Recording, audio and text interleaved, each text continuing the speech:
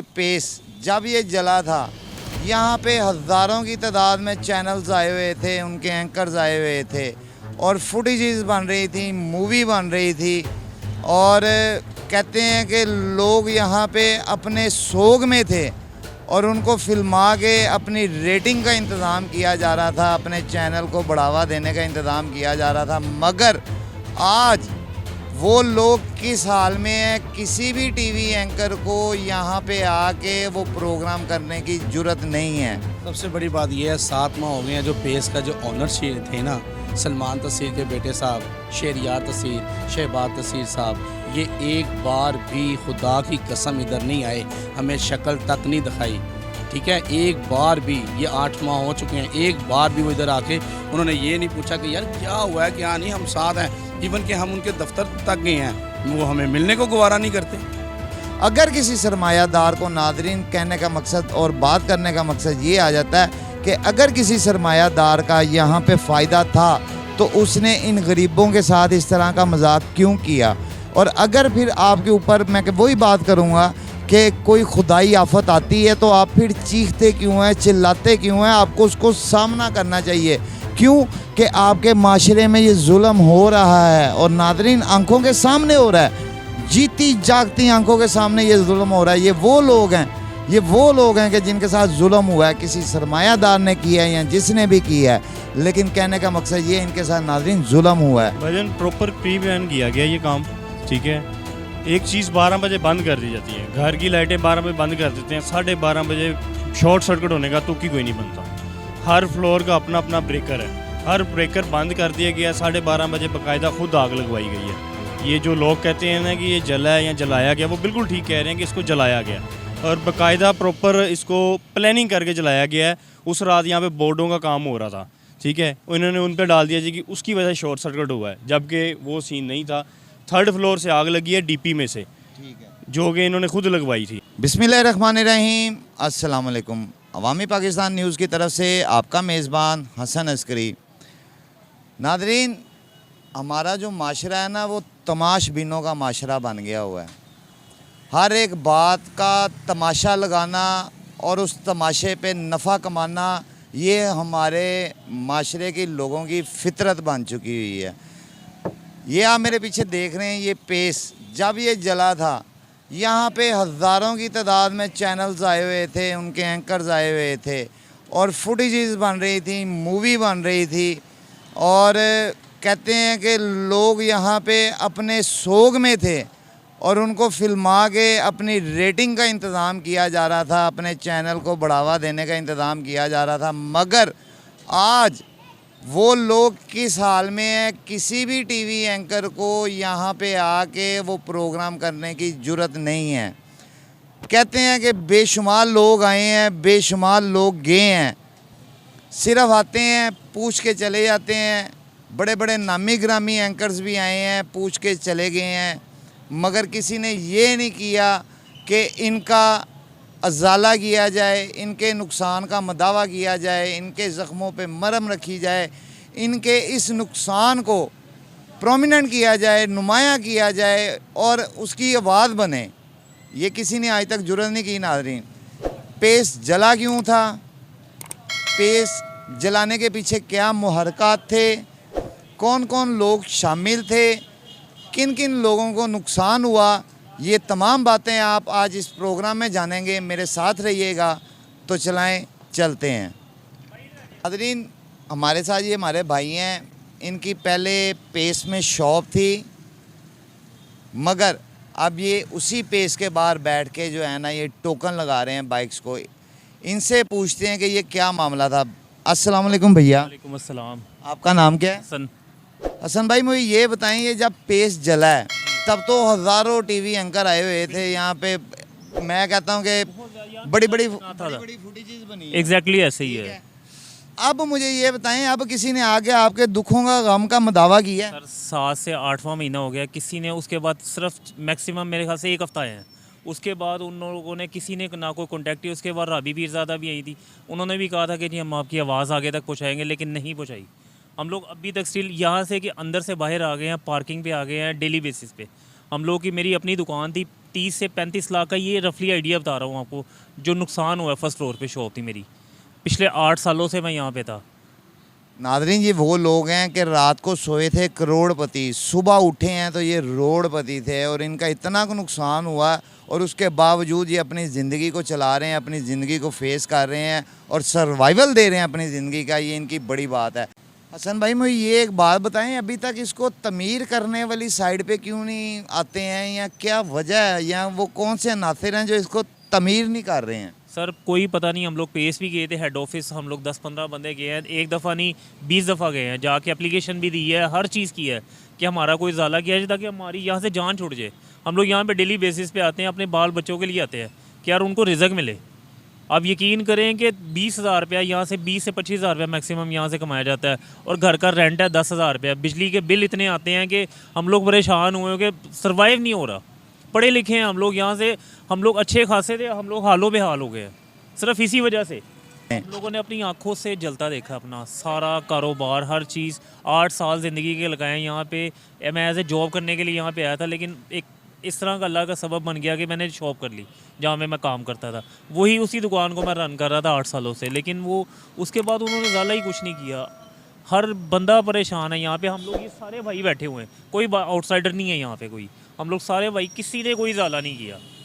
जो भी आता है, जो आके ना तमाशे लगाते हैं, जाके देखते हैं, मजाक उड़ाते हैं हम लोग के कि देख के यार आगे जाके सिंपथाइज करते हैं, लेकिन कुछ भी नहीं होता।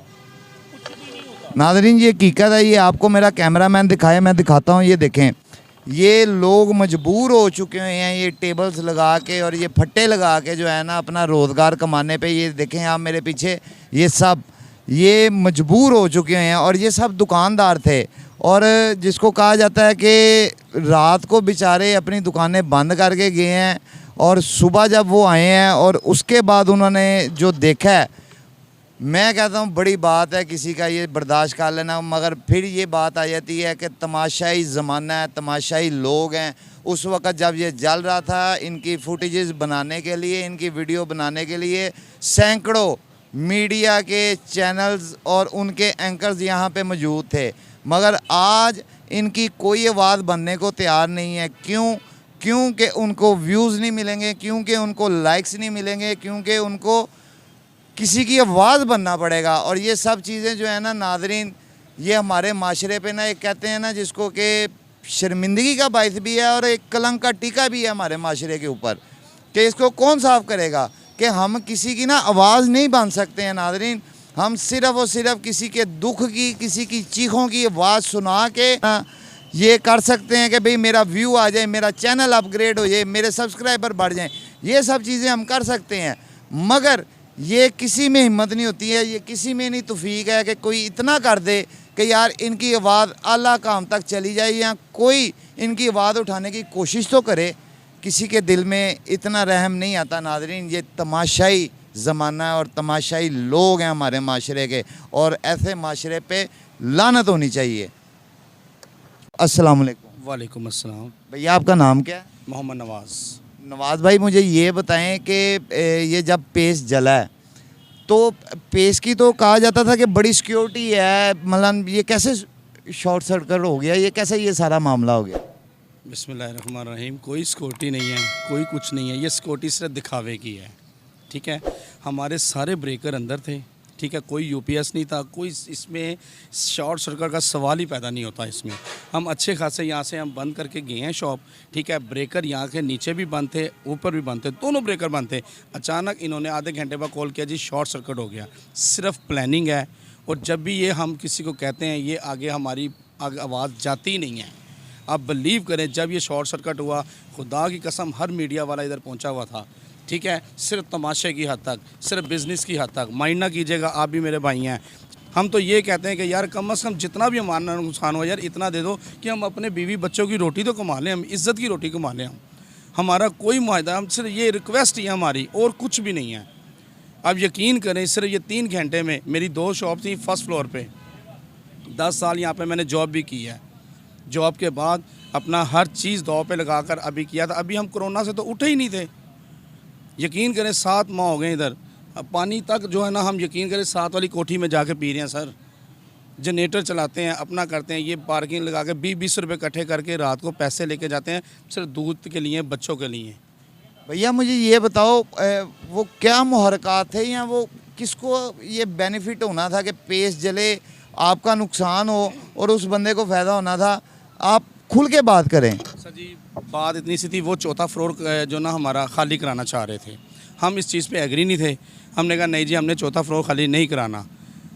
वो चाह रहे थे चौथे फ्लोर वाले तीसरे फ्लोर पे आ जाएं, हम ऊपर जो है ना अपना एक निज़ाम चला लें। ये बात थी, हमने उनकी बात नहीं मानी, रातों रात उन्होंने ये प्लानिंग कर दी।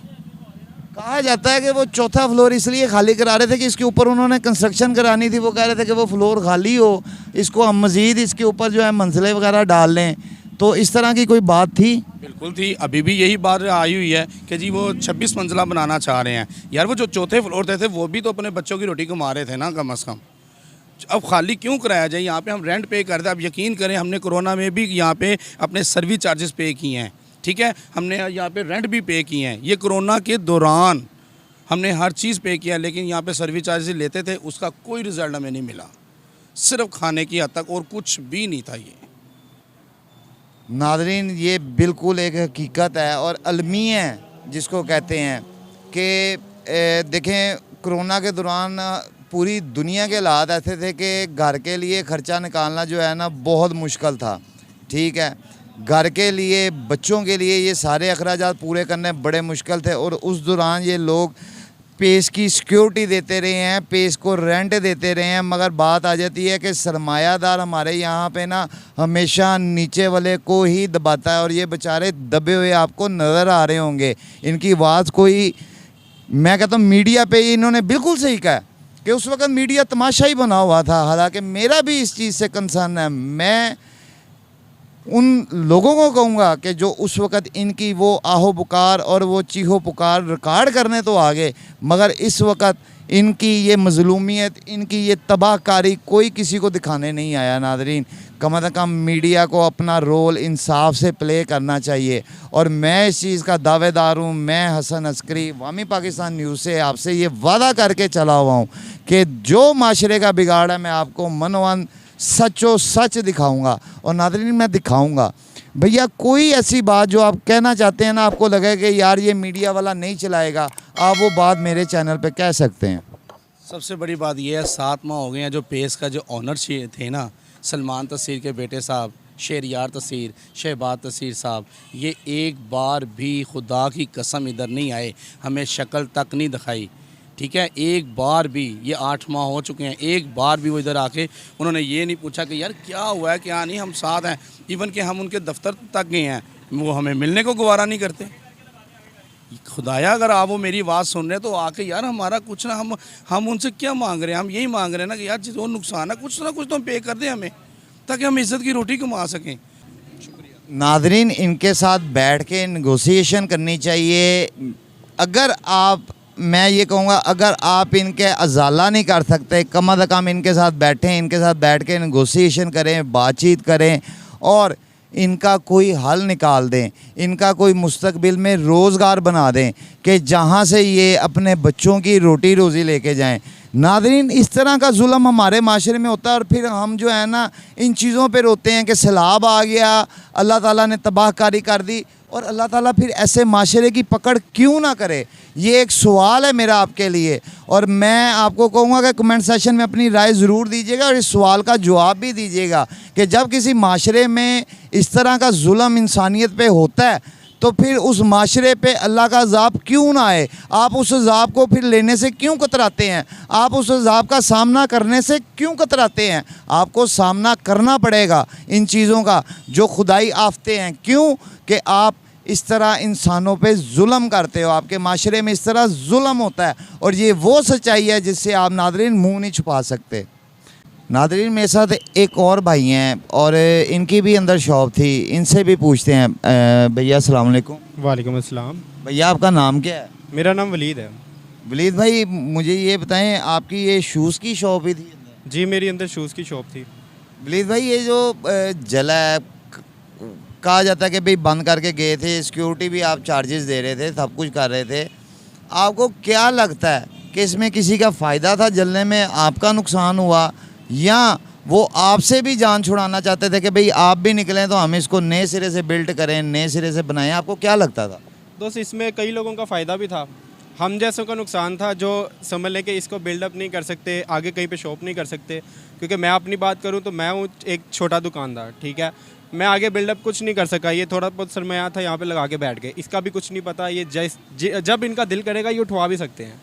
तो इस वक्त फ़िलहाल ये समझ लें कि ये कईयों का फ़ायदा है, हमारा तो नुकसान है, और ये बहुत बड़ा नुकसान है। क्योंकि इसके आगे ये समझ लें कि मैं अपने घर का बड़ा लड़का हूँ, मैंने अपने घर के खर्चे अखराजात मैंने खुद उठाने हैं, ठीक है, मैं कोई शादीशुदा नहीं हूँ, लेकिन मेरे घर के खर्चे मैंने उठाने हैं। तो ये समझ लें कि मैं बहुत मजबूरी में ये लगा रहा हूँ। मुझे कोई शौक़ नहीं है यहाँ पे आके जो उनसा धूप में सड़ने का। यहाँ पे बैठे हैं, किसी उम्मीद में बैठे हैं, लेकिन यहाँ पे जो हालात चल रहे हैं आपके सामने है कि ये जी 6 महीने से हमें कोई पूछने नहीं आ रहा, कोई बताने नहीं आ रहा, कोई करने नहीं आ रहा। कहते क्या हैं अब कि कब बनेगा, या कोई ऐसी कोई आवाज़, कोई बात, कोई तसल्ली कुछ निकली है? बस हर महीने एक नई तसल्ली निकलती है क्या? कि जी इसको कभी रीरेनोवेशन करेंगे, इसकी कभी नया बना देंगे, कभी आपको ये करेंगे वो करेंगे, लेकिन होता कुछ नहीं है। सिर्फ आते हैं बड़े बड़े जितने भी, बात करते हैं और चले जाते हैं। वो अपना जो उनसा चाय शाय पीते हैं, अपना एक महफिल लगाते हैं और निकल जाते हैं, समझ रहे हैं। हम लोग यहाँ पे सिर्फ उनकी बातें सुनने आते हैं कि जी ये क्या रहे हैं। अब तो हम आदी होते जा रहे हैं इस चीज़ के, हमें अब इस चीज़ पे ना गुस्सा आना शुरू हो गया कि यार ये सब कर कुछ नहीं रहे, हम लोगों के साथ खेल रहे हैं। क्योंकि यहाँ पे कई लोगों को हमारे बैठने से बेनिफिट है, और जब उनका फ़ायदा जो उनसे ख़त्म हो जाएगा उस दिन हमें भी उठवा देंगे। ये समझ लें हम एक चाय में मक्खी हैं, जिस दिन इनका दिल करेगा निकाल देंगे। नाज़रीन वही बात आ जाती है कि इनके साथ इस हद तक मजाक किया गया, इस हद तक मजाक किया गया कि अब इनको ये फ़ील होता है कि शायद हम मजाक हैं। वो मजाक मैं इसलिए कह रहा हूँ कि जब मैं आके इनको एक तसल्ली दूंगा और वो तसल्ली झूठी होगी, उसकी बुनियाद कोई नहीं होगी, उसके आगे काम कोई नहीं होगा, तो ज़ाहिरी बात है नाज़रीन कि अगले को महसूस होगा कि ये मेरे से मजाक किया जा रहा है। और नाज़रीन ये वो लोग हैं कि इनका रोज़गार तबाह हुआ है, ये वो लोग हैं कि इनका लाखों का माल रातों रात जल के तो तबाह हो चुका हुआ है। अगर किसी सरमायादार को, नाज़रीन कहने का मकसद और बात करने का मकसद ये आ जाता है कि अगर किसी सरमायादार का यहाँ पे फ़ायदा था तो उसने इन गरीबों के साथ इस तरह का मजाक क्यों किया। और अगर फिर आपके ऊपर मैं वही बात करूँगा कि कोई खुदाई आफत आती है तो आप फिर चीखते क्यों हैं, चिल्लाते क्यों हैं? आपको उसको सामना करना चाहिए। क्यों कि आपके माशरे में ये जुल्म हो रहा है, और नाज़रीन आंखों के सामने हो रहा है, जीती जागती आंखों के सामने ये जुल्म हो रहा है। ये वो लोग हैं कि जिनके साथ जुल्म हुआ है, किसी सरमायादार ने किया है या जिसने भी किया है, लेकिन कहने का मकसद ये इनके साथ नाज़रीन जुल्म हुआ है। इनका माल जल गया, लाखों का इनका माल जल गया है, इनकी दुकानें तबाह हुई, इनका सेटअप तबाह हो गया है। चलते चलते सिलसिले जो हैं एकदम रुक चुके हुए हैं नाज़रीन इनके। कोई ऐसी बात या कोई ऐसी चीज़ जो आपके दिल में हो कि यार ये कोई मीडिया वाला नहीं चलाएगा, और आप कहना चाहते हो कि यार ये मैं कह दूँ, तो आप कह दें खुल के, मैं चलाऊँगा इंशाल्लाह। ब्रदर मैं तो सिर्फ इतना ही कहूँगा कि जो ये कर चुके हैं उनको बस अल्लाह पाक जो उनसे हदायत ही दे। बाकी हम यही कहते हैं कि जी जो हमारा कुछ करना चाहते हैं यार कर लो, हम भी अब अक गए हैं इधर से। क्योंकि एक इंसान कितनी को देर मजाक बन सकता है, भाई की बात वही है। अब हम लोग मजाक बन के भी थक गए हैं, तो खुदा रहा यार कोई खौफ खाओ, हमारा कुछ कर लो। मैं इल्तिजा करूँगा कि आपको अब शर्म करनी चाहिए और खुदारा इनके ऊपर रहम करना चाहिए। और मैं फिर वही बात करूँगा कि अल्लाह के खौफ से डरो, अल्लाह का खौफ दिल में रखो, इन लोगों के साथ मज़ीद मजाक ना करो, और इनका जो बनता है या जिस तरह भी आपने इस मामले को सॉल्व आउट करना आप उसको सॉल्व आउट करें। मैं यही कहूँगा, इनका कोई कसूर नहीं है, इनका सिर्फ यही कसूर था कि इन्होंने पेश में दुकान की हुई थी, इनका यही कसूर था कि इन्होंने अपनी ज़िंदगी की जमा पूंजी ला के वहाँ पर लगाई थी। तो बहरहाल मैं आपको मज़ीद लोगों का दिखाता हूँ कि क्या हाल है इस वक्त। मेरे साथ एक और भाई हैं, इनसे भी पूछते हैं, इनकी भी शॉप थी अंदर, इनका भी लाखों का नुकसान हुआ है, मगर बात वही आ जाती है कि आज ये किस हाल में देख लें कि इनको टेबल लगा के अपना काम करना पड़ता है, अपने बच्चों का रोटी रिज़्क लेके जाना पड़ता है। अस्सलाम वालेकुम भैया। बिस्मिल्लाहिर्रहमानिर्रहीम। वालेकुम अस्सलाम भाई। भैया आपका नाम क्या है? मोहम्मद इमरान। इमरान भाई मुझे ये बताएं, आपकी ये इसी चीज़ की सारी शॉप थी अंदर? ये सारी एक्सेसरी, बेल्ट, वॉलेट, बल्कि मेरे पास तो ज्वेलरी वगैरह थी, सारी इंपोर्टेड थी, वॉचेस थी, तो हम तो सब कुछ सर गुआ बैठे हैं, मतलब कि आसमान से ज़मीन पर आ गए हैं। इसमें कोई शक नहीं है, क़यामत आपसे वाकई होके गुजर गई हुई है बड़ी खामोशी से, और लोगों ने आंखें बंद कर ली हुई हैं, ये आप हकीकत कहते हैं। और यकीन माने कि ना तो पेस मैनेजमेंट ने हमें आके पूछा है और ना हुकूमत ने आकर पूछा है। जो उस पर पहले इमरान खान की हुकूमत थी, ठीक है, वो लोग भी नहीं आए। उसके बाद फिर शहबाज शरीफ साहब आए हैं, ठीक है, वो भी नहीं आए। उसके बाद फिर हमें अपने परवेज़ लाई साहब से बड़ी उम्मीद थी कि वो हमारे पास आएंगे, हमारा कोई दाद रसी करेंगे, मगर वो भी नहीं आए। नादरीन, इस माशरे को मैं शर्म दिलाऊंगा और मुख्तदर हलकों को भी कि खुदारा इनका क्या कसूर था, सिर्फ यही कि इन्होंने पेस में अपना कारोबार किया था अपनी जमा पूंजी लगा के। तो कुछ ना कुछ जो है ना, इनका ख्याल करें, अपने दिल में खुदा का खौफ डालें, खुदा का खौफ रखें ताकि अल्लाह आप पे रहम करे आखिरत में। वो दिन वो वक़्त बहुत वज़नी होना है।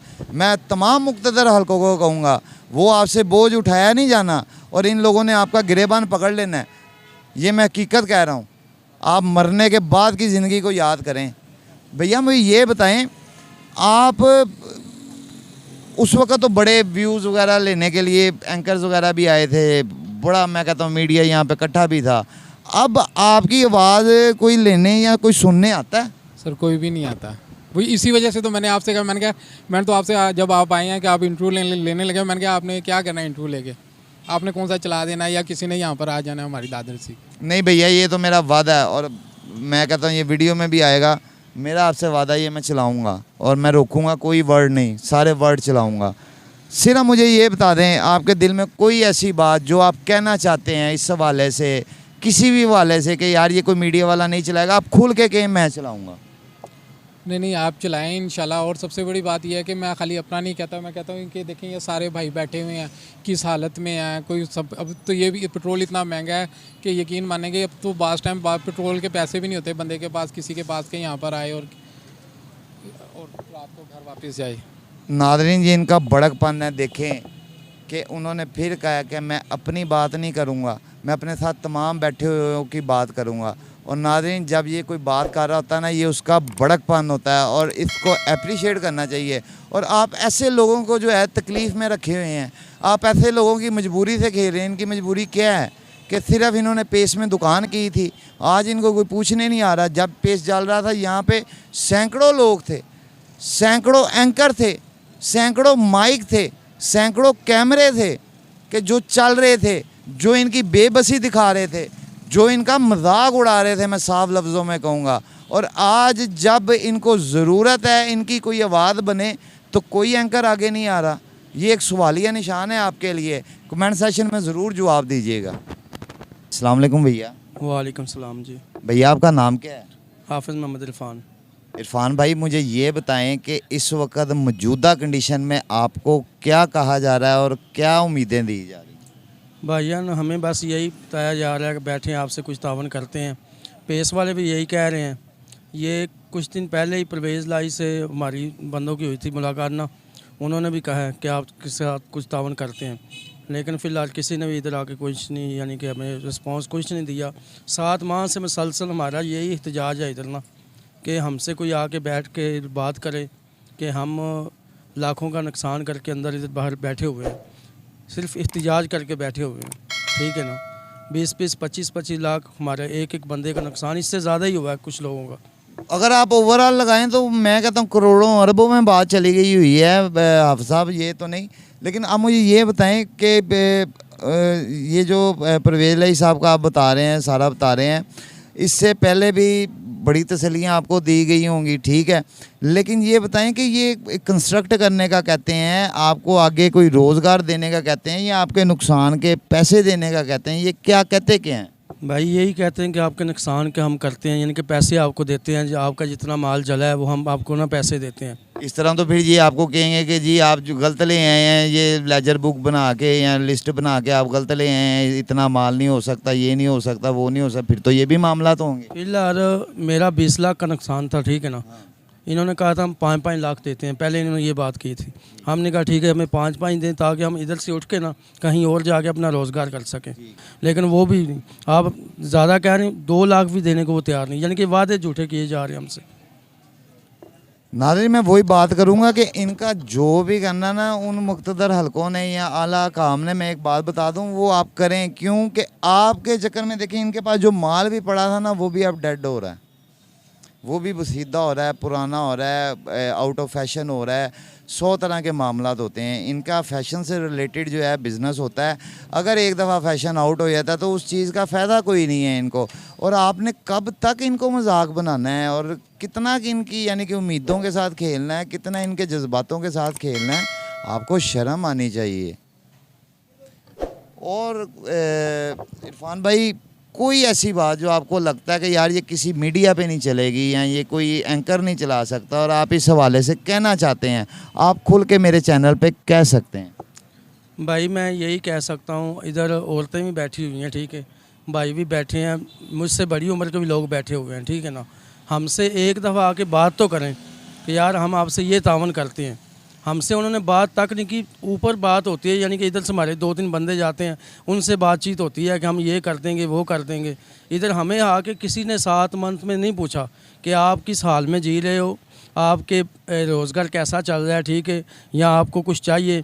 हमारा फिर भी यही एहतजाज है उनसे। हमसे एक हम 25 लोग या 50 लोग बैठे हैं इधर, हमसे एक दफ़ा आके मिलें जरा, आपको ये जो तावन कर देते हैं ताकि अपना कहीं और रोज़गार कर लें। 100 रोज़गार हैं, घरों के किराए हैं, बिजली के बिल हैं, हर बंदे को पता है इतने अखराजात होते हैं, ठीक है ना। तो हम भी उन इंसानों में हैं, ठीक है ना। हमसे सिर्फ एक दफ़ा बात कर लें, जो वो कहेंगे हम मानने के लिए तैयार हैं।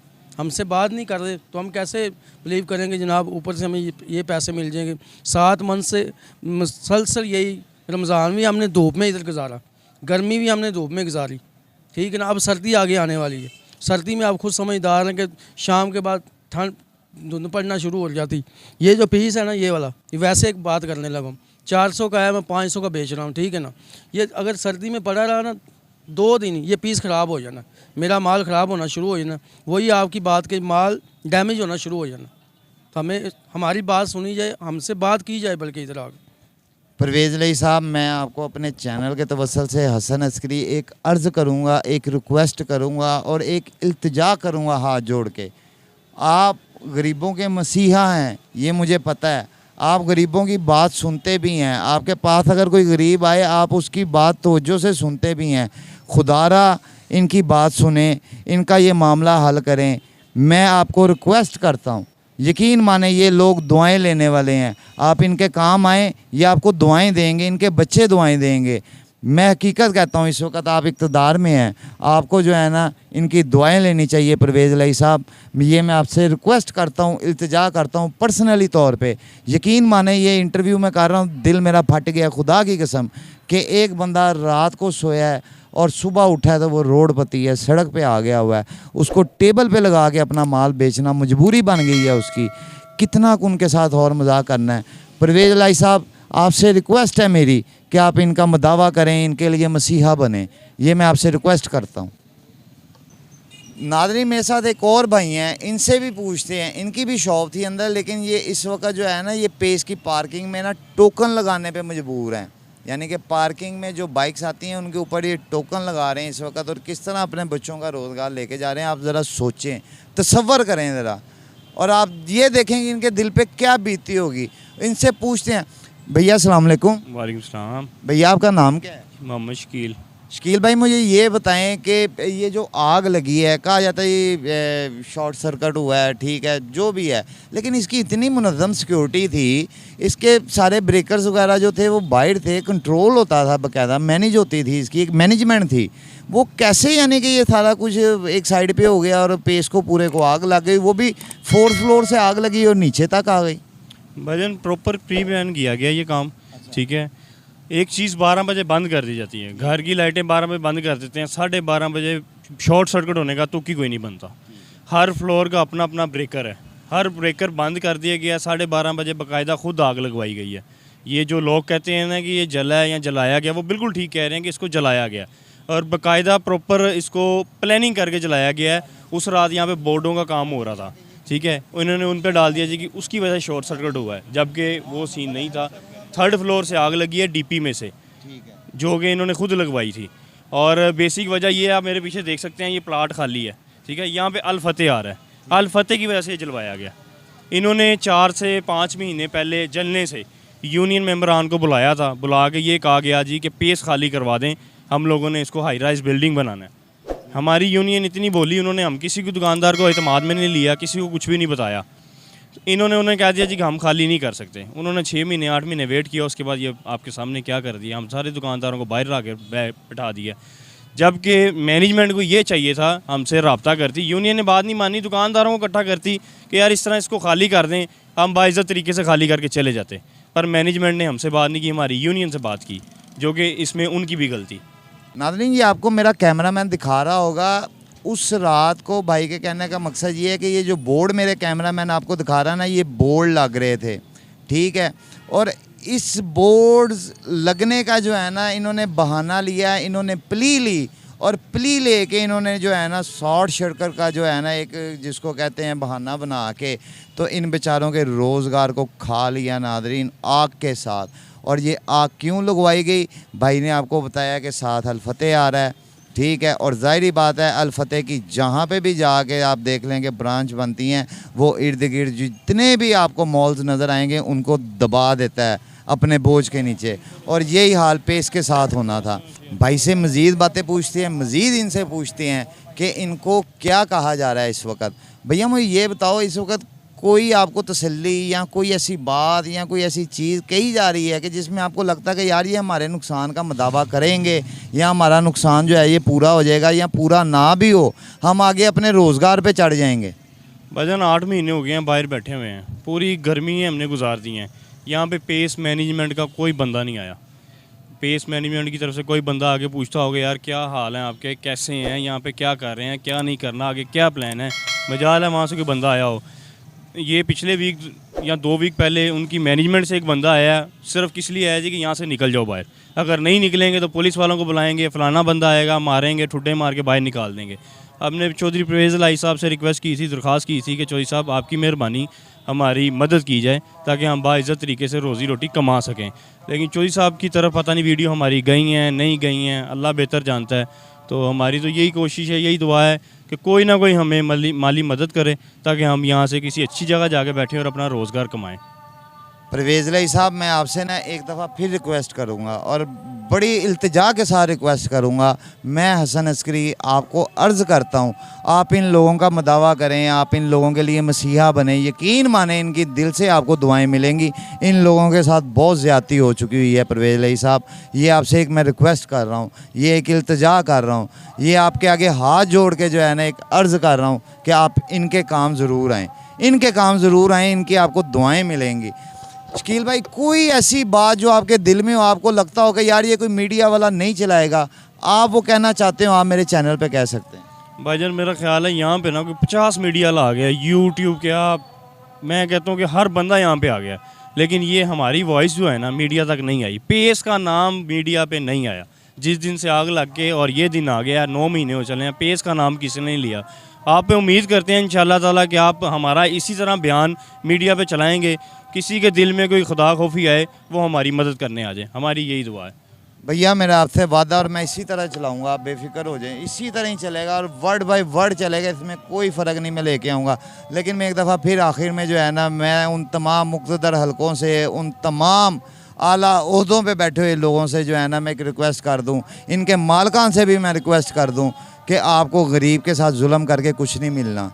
और इस माशरे के वो लोग जो इस मामले में पढ़ के इस मामले को हल कर सकते हैं, मैं उनको भी दिला दूं याद कि जब फिर खुदा की आफत आती है तो आप डरते हैं, आप फिर ये कहते हैं कि सैलाब आ गया, इतने बंदे मर गए, ये हो गया। ये आफतें इसी वजह से आती हैं कि इस तरह के जो इंसान है ना, उनके साथ ज़्यादती की जाती है, उनके साथ जुल्म होता है, उनके साथ जब इस्तिसाल जब उनका होगा तो फिर मुझे आप बताएं कि रब की गिरफ्त क्यों नहीं आएगी, अल्लाह अपनी गिरफ्त क्यों नहीं करेगा। फिर अल्लाह इस तरह माशरों पे जो है ना अपनी गिरफ्त सख्त कर देता है।